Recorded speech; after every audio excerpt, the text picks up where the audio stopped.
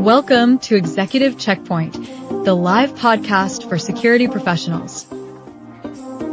Each week, we explore industry trends, challenges, and insights with leading experts. This is your insider access to the minds driving change in our industry.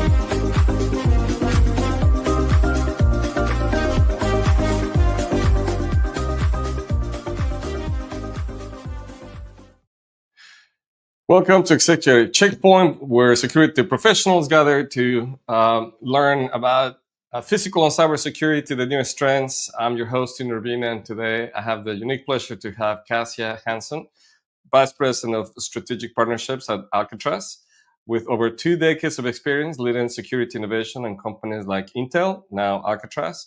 Kasia brings a unique lens to the convergence of physical security, AI, and ethical technology strategy. She's a recognized industry influencer, a champion of responsible AI, and passionate about diversity in leadership. Today, she'll share her journey with us and her view of the future of the industry. So, Kasia, welcome to the show. It's been a minute. We've been wanting to get together and do this, so glad we're here, especially because this is right before the holidays. In fact, this is going to air Friday after Christmas, so the little decorations for Christmas. Yeah, we're the present for everybody. The day after Christmas present, you know. When you need a break from hanging with family, you can come and join us. See, that's exactly my point. And people are gonna have time, so we'll make sure that they catch on this. So better than ever to have this conversation. But Kasia, you obviously are fairly public figure. You're a leader in the industry, but maybe there's some new folks that have not heard your background, and some that know you for a while maybe don't know your full background. So if we can start from the beginning, where was it that you started your career in security? I started at Intel Corporation about 24 years ago, and I never thought it would be out of place for 24 years. I mean, I still talk to like younger generation folks, and they're like, wow, you stayed at a place for 24 years. How can you do that? But I really I grew as a leader. I grew as a friend. Everything. I mean, I had my kids there, so learned so much about technology. Learned so much about legal, IP legal, finance, silicon development, data center, client, storage, and then I jumped into security the last 8 years of my career, and it was an amazing space. And I knew I had found the spot for me, which I could be passionate about, really be behind a mission of protecting people, places, and assets. And then we quickly converged security teams to be physical and cyber, and developing ecosystems that can deliver solutions. So it was really fun. And then I took an early retirement from Intel, had a great opportunity to do that, and started a consulting company called K-Factor Global, which is really focused on modernizing security and helping organizations leverage AI.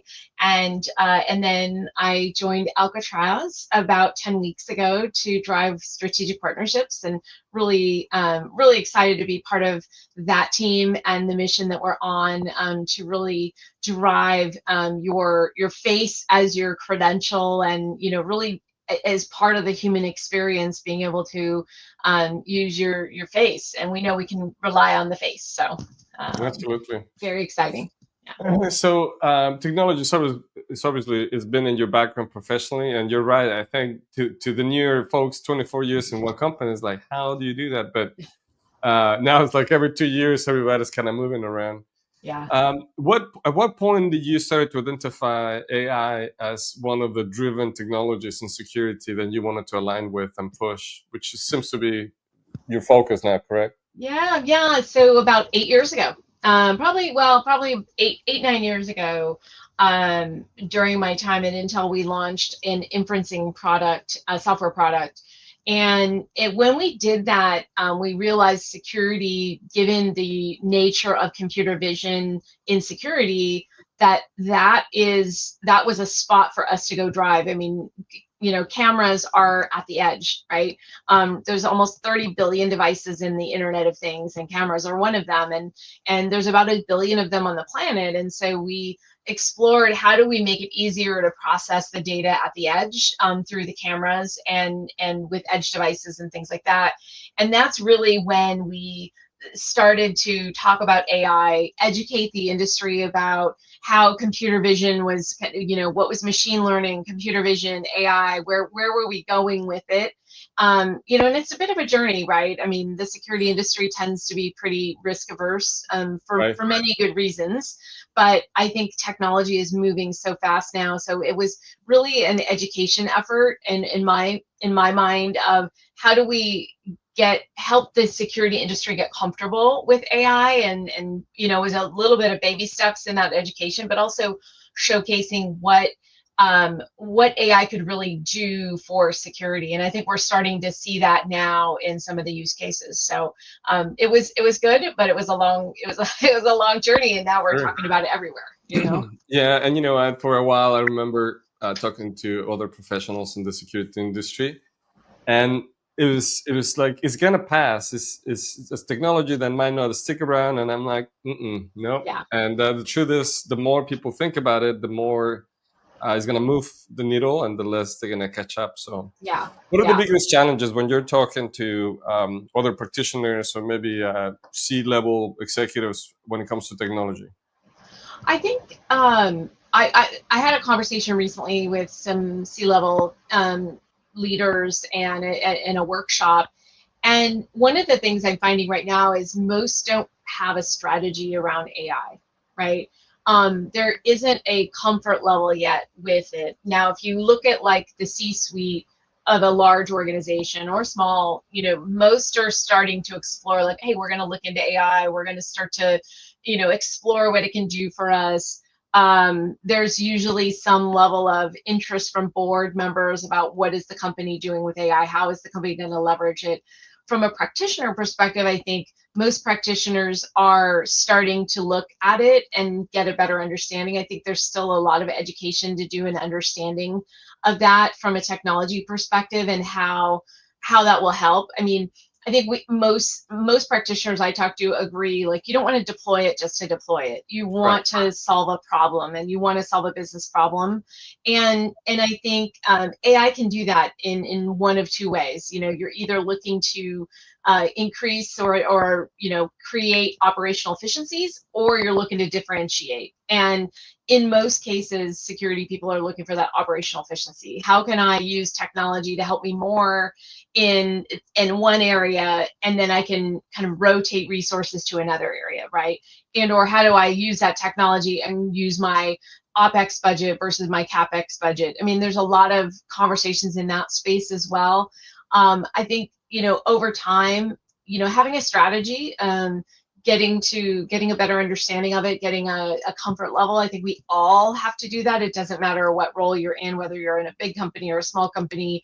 I think we all have to understand it to some degree, because it isn't going away. I know there's some talk of, if you look in the news, I get articles fed to me every day, Google articles about AI, cyber risk, and a lot of them are starting to say, is there going to be an AI bubble? And sure, there quite possibly is. I don't doubt it. I think now we're going into that, we're moving into that kind of, trough of disillusionment from the Gartner hype curve, right? I think we're moving into that, where some people have really jumped in, they've tried it, they either got an ROI or they didn't, and now you're starting to see companies sort of take a step back, and that trough of disillusionment is happening, and it's a great time to explore and revisit your strategies, right? And as it, and so this C-suite audience that I spoke to recently, I asked the audience, how many have a strategy around AI, and only 2 people raised their hand. So it's definitely moving quickly, and I think we all can help each other in this space. So interesting enough, I had similar conversation with a group, and the one thing they learned, specifically because they implemented the technology early on, and 2 things, and of course, they did not reimagine the process. They just added AI, and that proved not to be a good way to Yeah. go about it. So that was the first one. The second one Yeah. was a group that intentionally took the time to do everything they understood the technology can do. They just did not have a good strategy on collecting and cleaning and addressing data properly so it can be utilized by AI. Yeah. And so they're the happier of the two, because in one side felt like a total waste of time just to brand we're doing AI. Bam. Yeah. And now you have someone that put some thought, some resources. They're going like, we got close to it. We just need to get a little better. To me, that's and like you said, a lot of executives and practitioners see it as just kind of longer way. You got to take action. So, what are the misconceptions you feel that most people have when it comes to technology specifically with security, of course? I think in security right now, most of the deployments that you see are not really AI driven. Some might be AI powered to some degree. There might be some AI processing on the backside, but most of it's computer vision, right? Which is where AI is drawing from. It's computer vision related in security. I think from a future standpoint with AI, the threat capabilities, the threat intelligence, visual language models, I think will be a very big deal. I think we're a little bit off from that, but they will come. And visual language models will really land right in security, where you'll be able to, tell a camera, I want to see this, this, this, and this, and the camera will do that, right? And so, learning more about what that will do, the capabilities that you can use in terms of looking at logs and information and looking for anomalies, will go faster, right? The amount of data and information, a perfect example is like training security personnel, right? Sure. Being able to provide them access to, standard operating procedures and information quickly via their mobile device, maybe via using agentic AI. There's two sides. It's like, how do we get more operationally savvy with it and do projects that are going to deliver quick returns, save us on resources and time. And I'm not talking about, I know a lot of people are hearing about layoffs in the industry and like it's going to affect jobs, and it will. And that's why they say, like, learn about it, get to know it. Those that will continue to work will be using AI. They will have to know about it. And so it's just arm yourself with information. And I think that's where the security industry is at right now. So much education. If you look, if I pick up Security Journal Americas, there's always something AI related in there. Somebody's talking about AI. I don't think the industry is fully moved. Physical security industry has fully moved to AI yet. I think we're a ways off from that in terms of the comfort level of it. But if you just think about it, it's a perfect area for AI because of the use of computer vision and just making us more operationally efficient and being able to use our resources in the areas that we need it. And whether it's advanced analytics and visual language models, or it's information, right, and data sharing across your security teams. The other areas, identity and access, right? Identity and access, I think, will be it is already a big thing. Let's just put it that.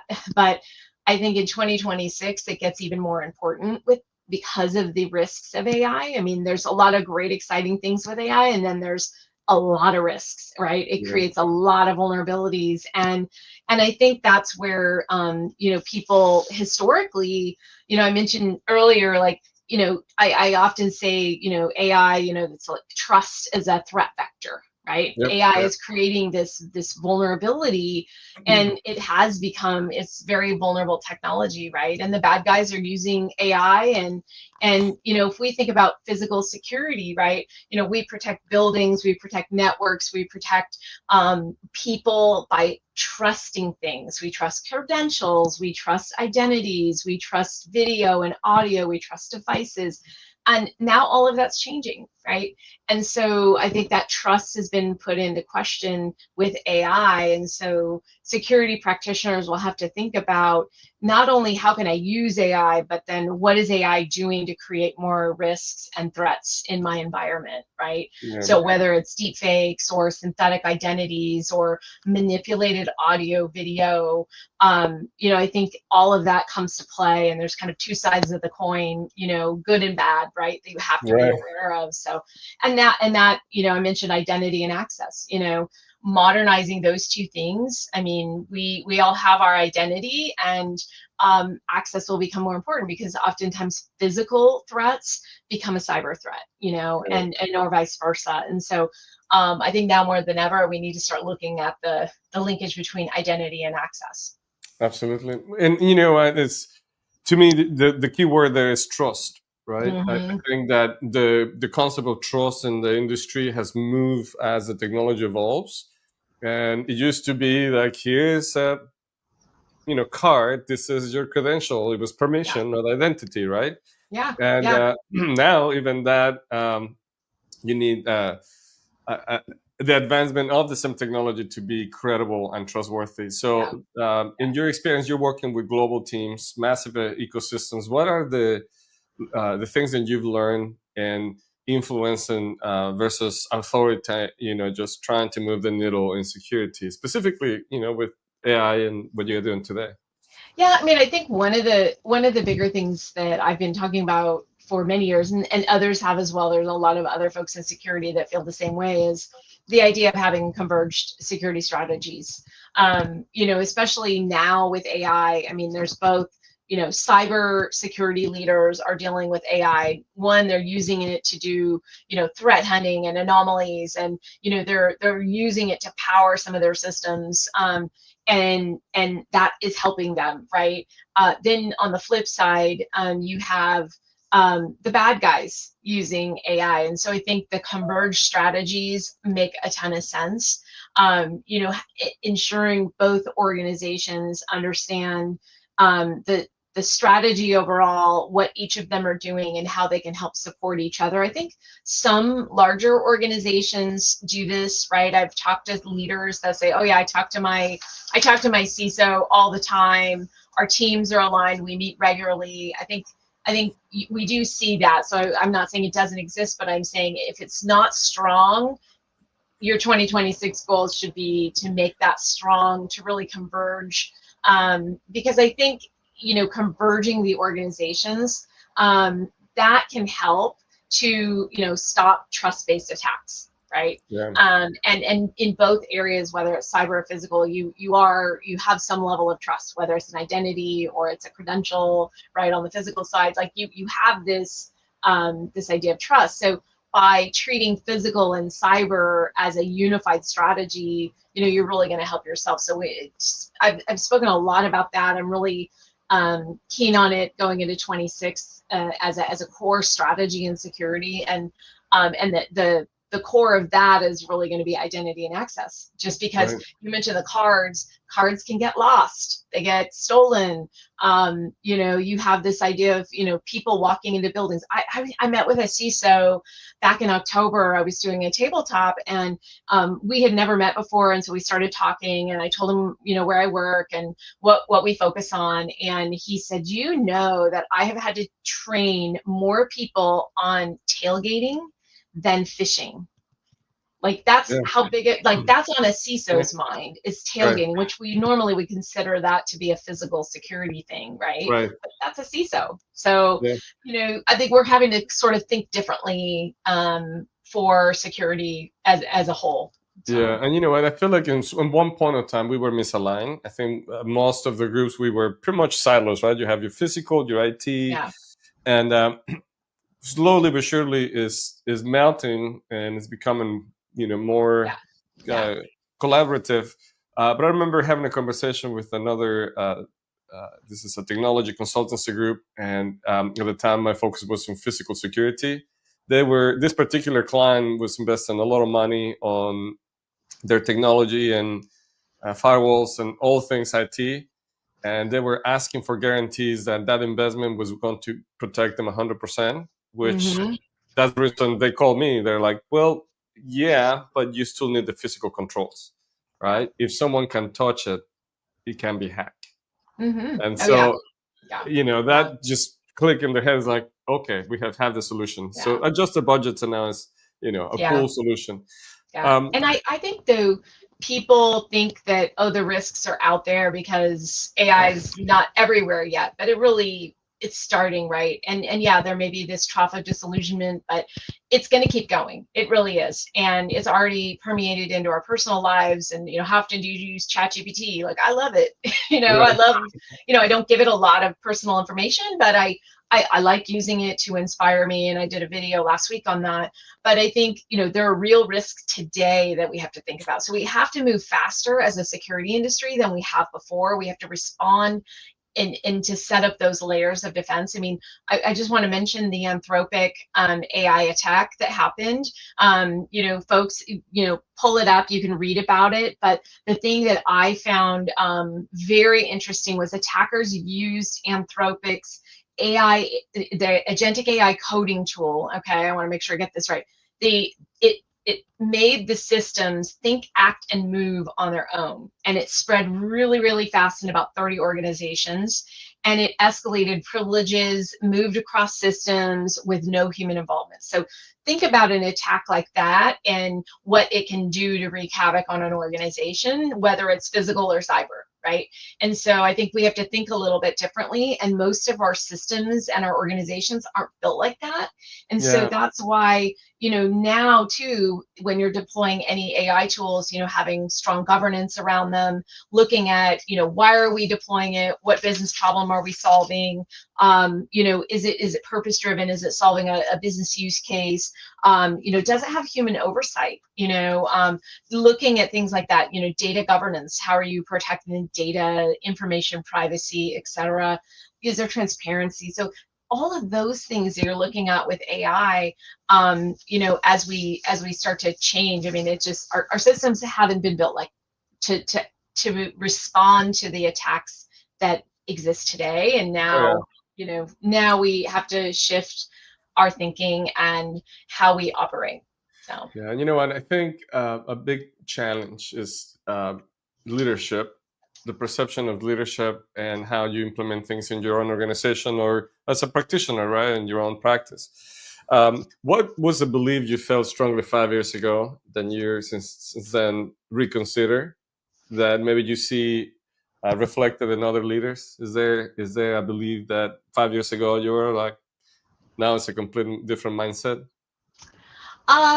just in terms of tech or in leadership, like, Let's call it leadership. Let's use leadership because I think, you know what, yeah, the few times when you and I talked about, you have this very conscious approach to conversations as a leader, and I love that. So yeah, let's dive yeah. in a little bit on that. Yeah, I think for me, like if I look back 5 years ago, I mean, I was, deep insecurity. I started really evangelizing, bringing together our physical and cyber teams to really make sure we were under one house. I said, hey, we're out talking about being under one roof. We should do that. I still believe that. But I also think, we're on this journey together and we have to help each other along the way. And 5 years ago, I thought, okay, we're going to shift in 5 years, like in a big way in security. And that shift hasn't happened yet. So, I think, and then from a leadership perspective, that's a really good question. I'm trying to think like, I really have evolved myself as a leader. I think I'm listening a lot more. I definitely am interested in other opinions a lot more. I'm also just spending a lot of time outside of what I learned. Somebody asked me about a lesson that I learned along the way. And one of the lessons for me was I oftentimes will talk to people and they don't really know what's going on in other parts of their company. Yeah. And for me, it was like, learn what you're doing and then learn everything else around it. Right. So you can be as strong as you can in your organization and to help your organization. And so that has rang true for me over the years. And it was something that I didn't quite resonate with until now. I was doing it, but I'm now like much more clear on why to do that.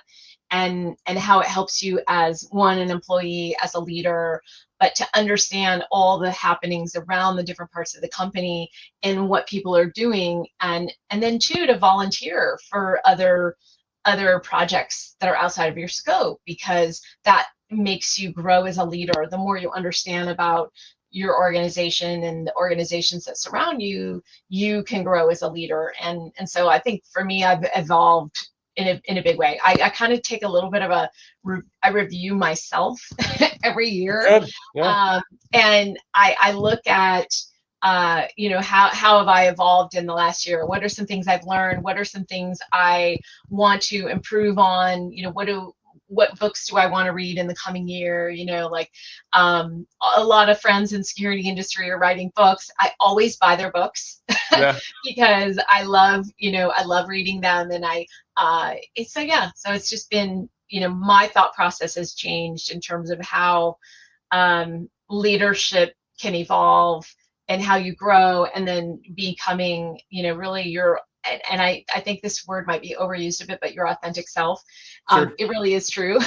Doing things that I love. I find if I'm doing something that I love and I'm passionate about, people will see it. You know what I mean? They see that you love what you're doing, and I do. And so that's what I've learned too over the years, is like, do what you love, and everything else just kind of does fall into place, and help others around you. So Right. And you know this better than anyone. If you help others, it's almost like reciprocity rules, right? yeah, And it yeah, definitely makes a difference. yeah. In that sense, we have quite a few folks that are starting their career or someone new in this path. And so when you think about bringing someone or mentoring someone, what are the 4 things that you will advise them to focus in their career as they move along into a leadership position, possibly? I did an article recently, so this is fresh on the brain. One is, again, volunteering. I had an executive at Intel say to me, "You need to have a night job." And this was early in my career, and I didn't quite know what to do. I was like, I have my job, I show up, I go home, whatever. So one was kind of do a night job, right? And that's that theory of, you're doing your job, but you're volunteering for projects maybe outside of your job. You're taking on some extra workload to learn about the company.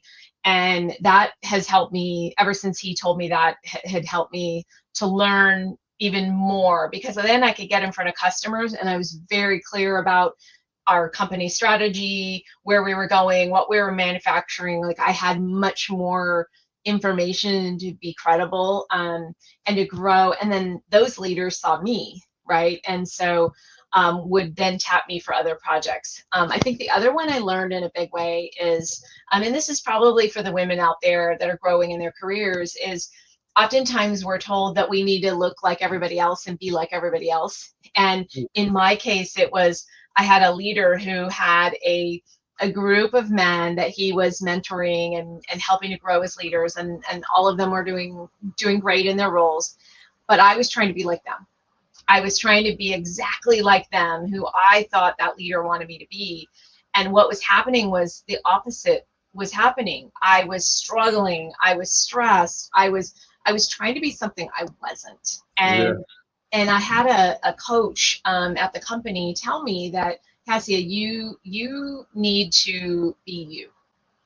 And these are your strengths that I've witnessed, and you need to lean in on those, because those other people may not have them, and your leader may not know it yet, but he needs those strengths. Right. And that was mind-blowing for me. And I think the other one is just network inside your company, but network outside your company.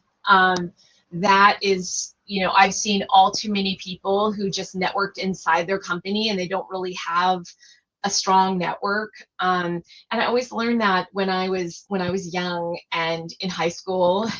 My parents always said to me, just be friends with everyone. Like, it Right. doesn't matter. Like, it doesn't matter who they are or whatever, just be friends with everyone. And I try to take that approach in my network is, hopefully we can help each other today, maybe in the future, whatever it may be. But I created a network and I'm thankful for it inside my company and outside. And so once I left that company, I was able to really tap into my network. So those are probably the three biggies, like in my, and then I think the fourth is just have a strategy. I think the worst question anyone can get when they're interviewing for a job is, where do you see yourself in 5 years? Because I think that has like gone out the window.